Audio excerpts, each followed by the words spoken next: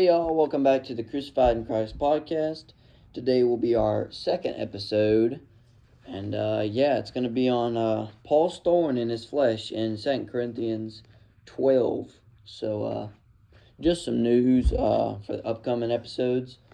We'll be having definitely some upcoming ones in the next couple weeks, and hopefully some special guests will come on here and maybe give their testimony or, whatever it may be. But, hopefully we'll get some better equipment and, better mics and whatnot, make me sound better. But let's go ahead and get right into it. So like I said, 2 Corinthians 12, it's going to be 7 through 10. So we're going to go and get started. Verse 7, it says, "Even though I have received such wonderful relations from God, to keep me from becoming proud, I was given a thorn in my flesh, a messenger from Satan to torment me and keep me from being proud. 3 different times I begged the Lord to take it away. Each time he said, 'My grace is all that you need. My power works best in weakness.'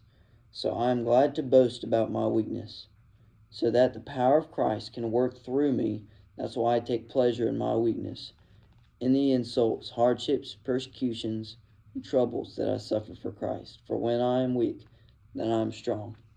So, I'm sure we've all been stuck with a thorn from a rose bush in our lives. I know I definitely have, and it hurts. And in the story, Paul is given this, I guess, metaphorical thorn, and he compares it to a thorn because it just keeps throbbing him and keeps bothering him. And I don't know. The reason why he's calling it a thorn is because it represents his sin. Why do we need this thorn? Like it says in the verse 7, so to keep me from becoming proud. So in the I think it's the NIV, it says to keep me from being conceited. What that basically means is just being prideful, especially in my testimony, which I'll probably do that in a different episode, but I always grew up in a Christian family, and if I didn't have my thorn and my sin, I might have been very prideful on who I am and where my family comes from. Like I said, the thorn would be your sin, and we need to take pride in that. And you might say, Bryce, well, I ain't never heard that. Well, I haven't either until a couple weeks ago. I heard a sermon on this by Mr. Milton Taylor. Some of y'all, or most of y'all, probably don't know him, but he's a very good preacher. But let's just keep going. And in verse 8, I'm going to go back to it. It says, 3 different times I begged the Lord to take it away. I'm not going to lie, I do that a lot with my sin. And I'm guessing that a lot of y'all do that. You just ask and ask and ask. Why do I have this sin? Why does it keep bothering me? And why is this coming onto me? Like, what have I done, basically?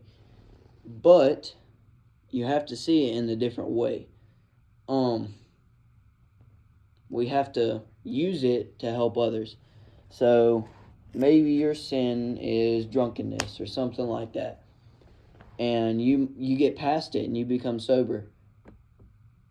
You might be able to help out other people that are dealing with that same sin, and use that in your testimony to maybe get them onto the right side and the right path, and get them to be a believer. It goes for all the other sins too, but that was just an example. But it helps, and we have to boast about our sin. And it sounds bad, and it sounds weird, but we need to boast about our sin. For when I'm weak, then I am strong. That's what that says. That's why I take pleasure in my weaknesses and the insults, the hardships, the persecutions, troubles that I suffer. And we're going to suffer persecution, definitely. If you're going to boast about your sin, people are going to think you're weird, and people are going to think you're, I guess, weirdest guy around. or worst woman around, whatever. But you need to take pleasure in that persecution and the insults and the hardships that you might go through just for believing in Christ and taking pride in your sin. And just